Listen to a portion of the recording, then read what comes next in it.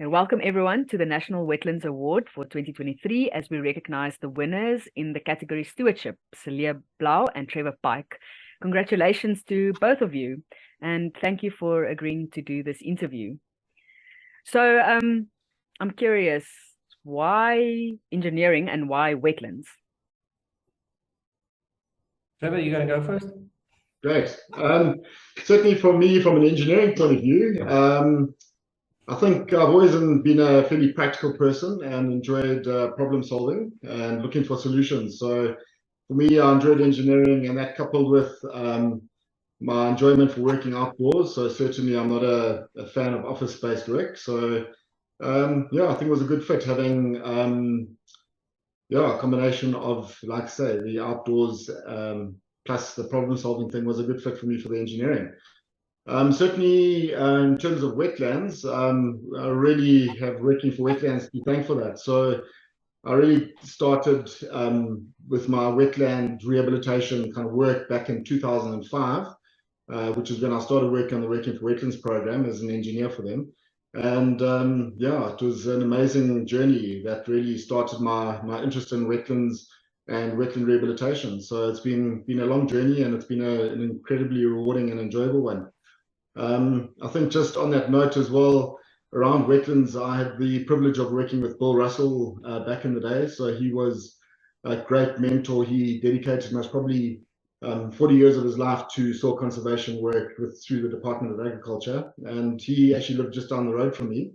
And so, yeah, I had him as a mentor, and yeah, he certainly spent a lot of time with me and working with me on wetlands. So yeah, I think a combination of that was a great entry into wetlands and wetland rehabilitation. The importance of mentorship, eh? For sure. Cilliers, and you?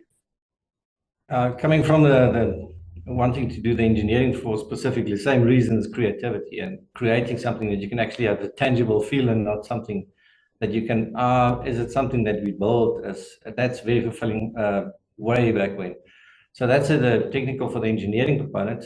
Coming from water affairs, I was one day visiting a site that Pitlui incidentally was working on in Rustenburg site. I think it was a Cedar Lodge site. And there I saw them building one of the first Gabion sites, or Gabion structures for that. And they had sparked the interest, but there was nothing I could do or get involved in. And then it went a few years after that when I started the consulting with then Oricon. Then Sam Braid approached. It's like, oh, we've got this wetland project. Do you want to be part of the team? I said, yeah, hell.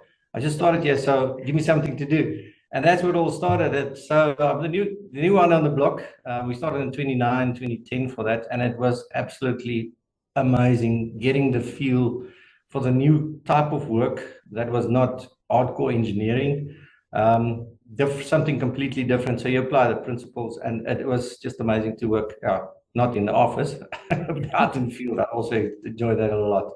And we had quite a stint in terms of the first 3 years was extensive in terms of catch up, getting newer things, new ideas. And we developed a program to such an extent that a team effort just contributed to everything that we have today in terms of wetland rehabilitation work. That's amazing. Yeah, it's I guess it's like that for all of us. That's why we study what we study, so that we can be out in the field. And then it's such a reality check when you realize most of your time is in front of a computer anyway, and only really a little bit in the field. So what apart from the field work and being outside, what is the best part of working in wetlands, or should I say working for wetlands in your case? Don't you miss roads and bridges and high rises? All right, let me go first again. Yeah, absolutely not. I think that's what makes working in wetlands special. Certainly, each wetland's different. It requires a different solution. Like Cilliers says, working with very different type of engineering, which makes it extremely challenging and rewarding as well. So certainly, yeah, it's a very interesting, unique kind of engineering. And I think, yeah, certainly feeling that you're making a difference and seeing positive results out of your work is extremely rewarding. And, I think back of wetlands like Penny Park, where, now you've got active cranes actively breeding there, where previously they weren't. Seeing those kind of things basically coming back to life is extremely rewarding. Yeah, I think we also travel to amazing areas. We see incredible places. We certainly wouldn't have that privilege working on the side of the N3 or the N2, or being able to work in these extremely remote areas that you would never ever go to otherwise. The work's taken us to incredible areas, and I think also in terms of what we've enjoyed about, well, certainly me, and the best part is really the people. The wetland community are an incredibly passionate community of people, all very passionate about making a difference, and working with those kind of people has been incredible. Also working with multiple different wetland ecologists over the years, with each wetland ecologist having a slightly different strength, whether it be geomorph or hydro or veg or whatever. And from an engineering point, trying to meet those objectives. Yeah, it's been a great journey, and yeah, worked, like I said, amazing people and great places. I've very rarely heard any engineer saying they're enjoying working with the people. Very rarely. No, I think the wetland community are an amazing, particularly special group of people for sure. And you, Cilliers? Definitely a hard no for missing the roads and the buildings, the big pump stations and the pipes and stuff. No, definitely not. Anything you do in wetlands is literally, it's off script kind of thing. It's very intuitive. It's very interactive with the teams. There's no way you're going to do it alone, because everyone has got different challenges in location, material types, the functionalities of the wetlands, even to the extent that you have two different construction types in one wetland next to each other, which is different functionalities or material types. So we try to diversify that in a lot. Yes, going back to the pipes and the roads and stuff, there's a analogy that I got to in Afrikaans is that 3 P's, pie, paper, and call it idiots. And in English is the pipes, the PRI, pipes, roads, and idiots. So normally if you find a pipe, you'll get erosion. If you find roads, you'll get erosion in wetlands. And if you find idiots, normally it's a farm with a back actor or something, you will get erosion. So yeah, if you find any of those in a wetland, that's what you're going to get erosion. And that's the reality we have to deal with. It's a link between functionality, form, and practicality to make the things work that we have to, because it's a new engineers, the majority of them don't understand the intricate functionality between the different disciplines, and that is quite difficult to grasp and from the start. Yeah.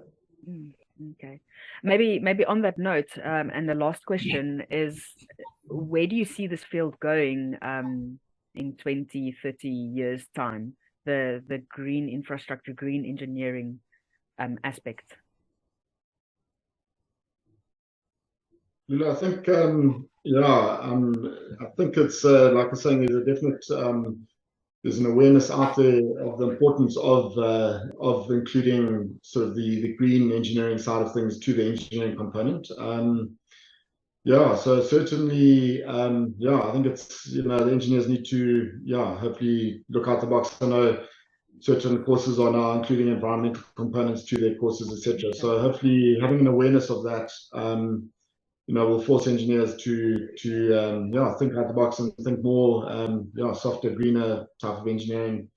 And I guess also encouraging people to get into the environmental engineering sector is an important thing to do as well. So just to build capacity in that space.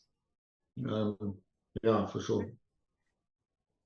Okay. Really the last question. What is your favorite wetland? Sure. I didn't send that question in advance, so no preparation for that one. For me, most probably Circuit Flare up in Meermal in the Free State. Special place. It's an amazing wetland, a huge wetland with that's had many a lot of engineering input over the years, and I think some good results. Ooh. And for you, Cilliers? Thanks. thanks for putting me on the spot for that one. It's like really, if in terms of effort put into a wetland, it would probably be, and then it's different categories. There's no one that stands out, but the first one I said, I'm going to come back to this one, would probably be the one in Ivanhoe in Midlands. Trevor, I think you guys have been there after us in terms of planning.